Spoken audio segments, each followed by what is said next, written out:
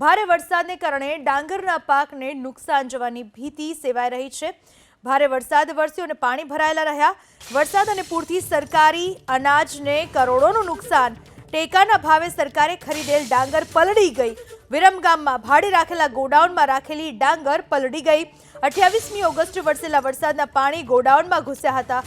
વિરમગામના 3 ગોડાઉનમાં ડાંગરનો મોટો જથ્થો રખાયો હતો। અંદાજિત 215 લાખની કિંમતનો ડાંગરનો જથ્થો બગડ્યો હોવાના અહેવાલ। ડાંગર પલળી જતા હાલ અન્ય સ્થળે ખસેડવાની કામગીરી। સરકારી અનાજને કરોડોનું નુકસાન થયું। સવાલ એ થાય કે આખરે ભૂલ કોની? સરકારી અનાજ જ્યાં રાખવામાં આવ્યું હતું ત્યાં કોઈ પ્રકારની તકેદારી રાખવામાં કેમ ન આવી? કેમ 215 લાખની કિંમતનો ડાંગરનો જથ્થો બગડી ગયો?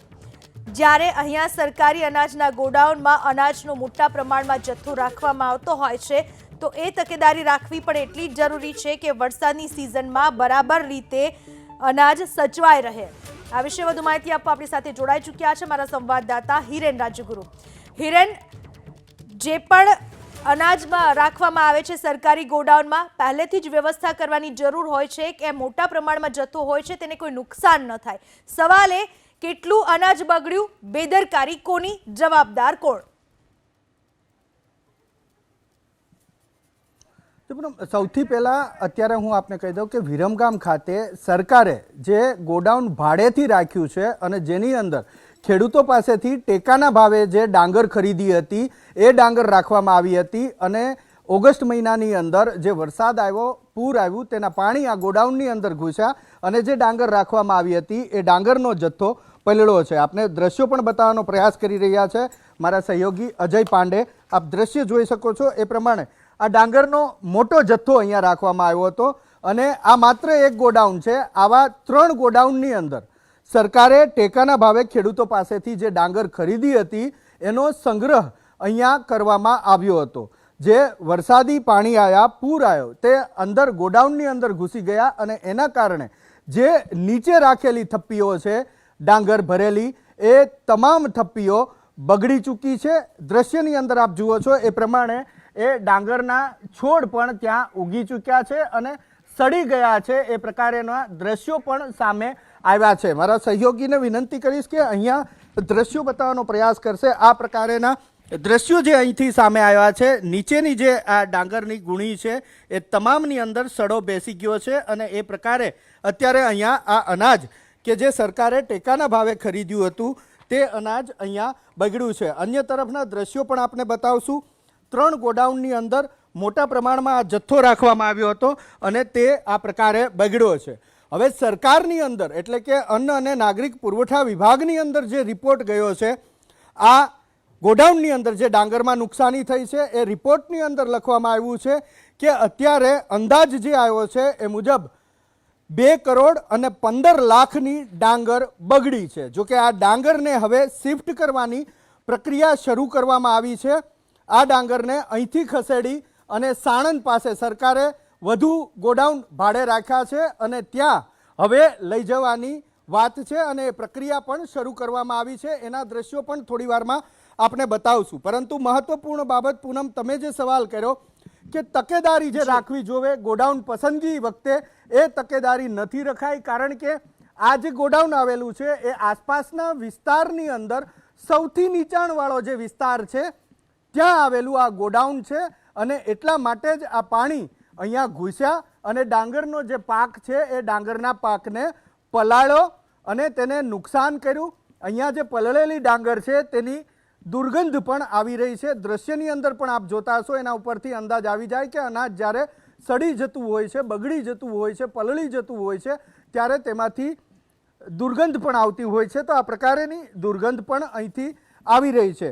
215 લાખ રૂપિયાનો જથ્થો આ સરકારી અનાજ છે અને આ સરકારી અનાજ બગડ્યું છે તેની પાછળ જવાબદાર જો કોઈ હોય તો એ પુરવઠા વિભાગ છે, પુરવઠા વિભાગના અધિકારીઓ છે અને એ અધિકારીઓ અને એ જવાબદાર લોકો છે કે જેમણે ડાંગર ટેકાના ભાવે ખરીદી ખેડૂતો પાસેથી, પછી તેને સંગ્રહ કરવા માટે જે ભાડાના ગોડાઉનની પસંદગી કરી એ લોકો। કારણ કે અહીંયા જે પ્રમાણેની માહિતી મને મળી રહી છે એ મુજબ આ સૌથી નીચાણવાળો વિસ્તાર છે વિરમગામના આ જે ગોડાઉન આવેલા છે તેના આસપાસનો, અને ત્યાં આ ગોડાઉન આવેલા છે એની પસંદગી કરવામાં આવી છે. મહત્વપૂર્ણ બાબત કે બિલ્ડ વેલ કોર્પોરેશન નામના કંપનીના આ ગોડાઉન છે, અને આ ગોડાઉનની અંદર આ પ્રમાણેનો જથ્થો રાખવામાં આવ્યો હતો. હવે તમારો જે છેલ્લો સવાલ હતો પૂનમ કે કેટલું ડાંગર બગડ્યું છે તેનો જે અંદાજ છે, તો એ અંદાજ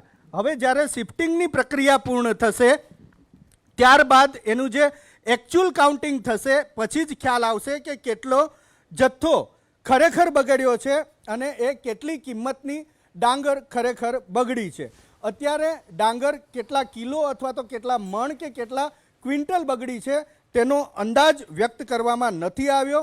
જે અંદાજ વ્યક્ત કરવામાં આવ્યો છે એ રૂપિયાની અંદરનો અંદાજ વ્યક્ત કરવામાં આવ્યો છે કે 215 લાખ રૂપિયાની ડાંગર કે જે સરકારે ખેડૂતો પાસેથી ખરીદી હતી એ ડાંગર વરસાદી પાણીમાં પલળી છે અને બગડી છે. હવે જે દ્રશ્યો આપને દર્શાવવાનો પ્રયાસ કરી રહ્યા છે એ આ ગોડાઉનમાંથી અન્ય જગ્યાએ ડાંગર જે શિફ્ટિંગ કરવાની પ્રક્રિયા શરૂ કરવામાં આવી છે પ્રશાસન દ્વારા, વિભાગ દ્વારા, અન્ન અને નાગરિક પુરવઠા વિભાગ દ્વારા. એ પ્રક્રિયાના દ્રશ્યો આપ જુઓ છો. તો 3 ગોડાઉન છે બિલ્ડ વેલ કોર્પોરેશનના. ગોડાઉન નંબર 2, 3 અને 4 જે સરકારે ભાડે રાખ્યા હતા એ ગોડાઉનની અંદર પાણી ઘૂસ્યા અને એમાંથી આ જે પહેલું ગોડાઉન છે એના શિફ્ટિંગની પ્રક્રિયા ચાલુ થઈ છે. બાદમાં ગોડાઉન 2 જે છે એમની પણ પ્રક્રિયા શરૂ કરવામાં આવશે. તો અત્યારે સૌથી મહત્વપૂર્ણ બાબત અને સૌથી મહત્વપૂર્ણ વાત સામે એ આવી છે.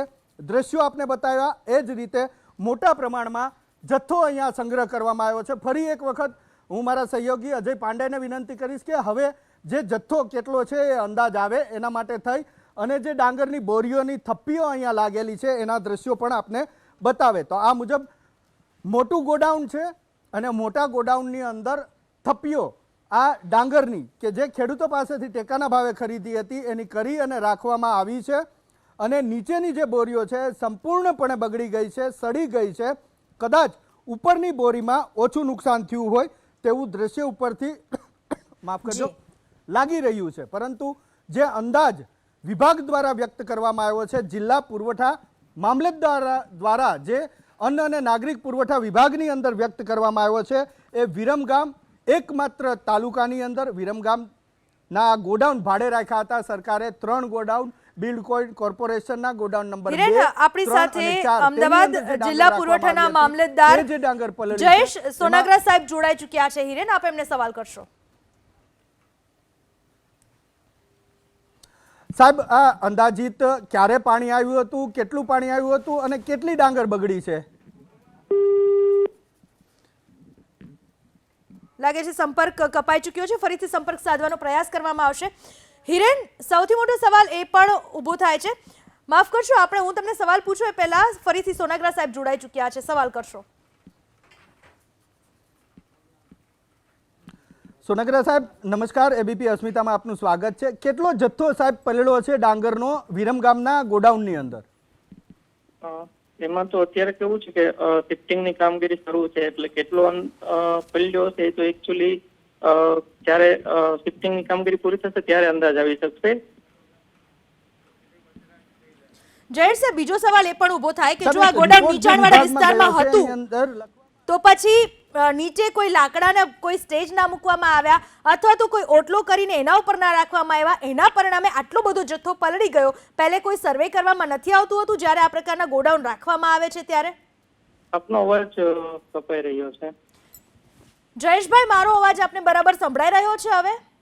હા જયેશભાઈ, મારો સવાલ એ છે કે જ્યારે ગોડાઉનની પસંદગી કરવામાં આવતી હોય છે ત્યારે કોઈ ધ્યાન રાખવામાં નથી આવતું. એક તો આ વિસ્તાર નીચાણવાળો છે, બીજી વસ્તુ કે જો નીચાણવાળો વિસ્તાર હતો તો આટલી બધી બોરીઓ રાખતા પહેલા કોઈ લાકડાને પહેલા એવું ઊભો ન કરવામાં આવ્યો પાટલા જેવું અથવા તો એક ઓટલા જેવું ના બનાવવામાં આવ્યું. જો કદાચ એવી રીતે પણ આ બોરીઓ રાખવામાં આવી હોત તો આટલું નુકસાન કદાચ ના થાત. જયેશભાઈ, આ ગોડાઉન એકચ્યુઅલી 8-10 વર્ષથી પુરવઠા નિગમ ભાડે રાખે છે અને આવું ફર્સ્ટ ટાઈમ એવું થયું છે કે 50 વર્ષ અમે ત્યાં ગોડાઉન માલિક જોડે વાત કરી, 50 વર્ષમાં આટલું પાણી ત્યાં કોઈ વખત આવ્યું નથી અને આ ફર્સ્ટ ટાઈમ જે કડીથી પાણીની આવક એના લીધે વધારે પાણી ભરાણું બાકી 8-10 વર્ષમાં આવો કોઈ બનાવ બનવામાં ધ્યાનમાં આવેલ નહોતો. જી હિરેન, સોનગરા સાહેબને સવાલ પૂછશો. હિરેન, જયેશભાઈ, એક સોનાગરા સાહેબ, એક સવાલ એ પણ છે કે ભલે તમે આટલા લાંબા સમયથી ગોડાઉન ભાડે રાખતા હોય, પરંતુ ગોડાઉનના જે નિયમ છે કે જે અનાજની બોરીઓ મૂકવામાં આવે એ સાવ જમીનથી ચોટેલી ના મૂકવામાં આવે. પહેલાં યા તો ઈંટ, પથ્થર અથવા તો લાકડાના પાટલા મૂકવા, જેથી કરી અને નીચેથી પણ હવા મળી રહે એ પ્રમાણે ગોઠવવી. એ પણ નિયમ અહીંયા પડાતો હોય એવું દેખાતું નથી સાહેબ. ના, એવો કોઈ નિયમ મારા ધ્યાનમાં છે નહીં. આપ જે કહો છો એ પ્રમાણે. જયેશભાઈ, કદાચ નિયમ ના હોય પણ એટલી તકેદારીના ભાગમાં તો આવે ને કે કદાચ જ્યારે આટલી મોટી સંખ્યામાં અનાજનો જથ્થો રાખવામાં આવતો હોય ત્યારે કંઈક તર્ક તો વાપરવામાં આવતું હોય છે ને. નિયમ નહીં પણ તર્ક તો લાગે કે ના લાગે જયેશભાઈ? હા, તર્કમાં નીચે અમે ડનેજ પાથરેલા હોય છે અને આ ઓચિંતું કુદરતી આપત્તિ એક જાતનું ફ્લડ આવ્યું હતું. બાકી ત્યાં જથ્થો સ્ટોરેજ વર્ષો વર્ષ થતો જ હોય છે. જયેશભાઈ, તમે જે વાત કરો છો એટલા મોટા પ્રમાણમાં પણ વરસાદ વિરમગામમાં નથી આવ્યો કે જેનાથી આ રીતના અનાજ પલળી જાય? નહીં, ત્યાં તમે સર્વે કરાવ્યો હોય તો 50 વર્ષ સુધી ત્યાં અમે બધે આજુબાજુમાં બધે જ પાણી ભરાઈ ગયું હતું. જી હિરેન, આપ સવાલ કરી શકો છો. જયેશભાઈ, વિભાગની અંદર જે રિપોર્ટ થયો છે કે વિરમગામના ગોડાઉનની અંદર 2 કરોડ 15 લાખ રૂપિયાની ડાંગરને નુકસાન થયું હોય એ પ્રકારેનો રિપોર્ટ છે. આ રિપોર્ટ સાચો છે? આપે કર્યો છે? એ અંદાજ આપેલો છે, અંદાજ આપેલો છે. એવો પાકો રિપોર્ટ હજી જ્યારે આ શિફ્ટિંગની કામગીરી પૂરી થશે પછી અમે કરશું કે આટલું નુકસાન થયું છે. હવે જે આ ગોડાઉન ભાડે રાખવામાં આવ્યું છે આટલા વર્ષોથી યથાવત રહેશે કે પછી હવે આ ગોડાઉનને ભાડે રાખવામાં નહીં આવે? હવેનું શું એક્શન રહેશે? હવે પછી ભાડે રાખવામાં નહીં આવે આ ગોડાઉન. હિરેન આપણી સાથે. જી હિરેન, સવાલ કરશો. સર, અંતિમ સવાલ મારો એ છે કે આ જે અંદાજ વ્યક્ત કરવામાં આવ્યો છે 215 લાખનું નુકસાન થયું, એ તમારા કહેવા પ્રમાણે અંદાજિત છે, તો હવે આ રકમ ઘટી પણ શકે છે અને કદાચ વધી પણ શકે છે નુકસાનીની? જી જી જયેશભાઈ, આભાર આપનો અમારી સાથે વાત કરવા બદલ. હિરેન, અત્યારે તો એવું કહેવામાં આવી રહ્યું છે કે આ નુકસાન છે વધી શકે છે, ઘટી શકે છે, પણ આપ જ્યાં છો ત્યાં હવે મારે એ જાણવાનો પ્રયાસ કરવો છે કે તમે જે અત્યારે ઊભા છો ત્યાંથી બોરીઓ એક બાદ એક અલગ જગ્યાએ લઈ જવાઈ રહી છે, તો અંદાજે 3 લાઈન સુધી 4 લાઈન સુધી કેટલે સુધી પાણીની અસર અત્યારે દેખાઈ રહી છે અને કેટલે સુધીનું લેયર પાણીમાં ગરકાવ થયું હતું? જો પૂનમ, અત્યારે હું અહીંયા છું, ફરી એક વખત દ્રશ્ય બતાવશે અજય પાંડે. એ દ્રશ્યથી તમે પણ વાકેફ થશો, આપણા દર્શકો પણ વાકેફ થશે અને હું પણ પ્રયાસ કરીશ આપણા સવાલનો જવાબ દેવાનો. તો સ્પષ્ટપણે જે થપ્પી લાગેલી છે એની જે નીચેની સૌથી નીચેની બોરી છે એ નીચેની બોરીમાં 100% પાણી ઘૂસ્યું હતું અને એનાથી નુકસાન નીચેના આખા લેયરમાં થયું છે એ સ્પષ્ટ થાય છે. બીજી તરફ ઉપરની, એનાથી ઉપરની એટલે કે નીચેથી જે બીજી લાઇનની બોરી છે એમાં પણ નીચેના ભાગમાં આ ભેજ લાગ્યો હોય, પાણી ગયું હોય અને નુકસાન થયું હોય તે અત્યારે સ્પષ્ટ લાગે છે. વાત એ છે કે આ 28મી ઓગસ્ટના રોજ પૂર આવ્યું હતું અને ત્યારબાદ જે માહિતી મળી અને માહિતીના આધારે હું આજે અહીંયા આ 10મી તારીખે અહીંયા પહોંચ્યો છું, આજના દિવસે અહીંયા પહોંચ્યો છું.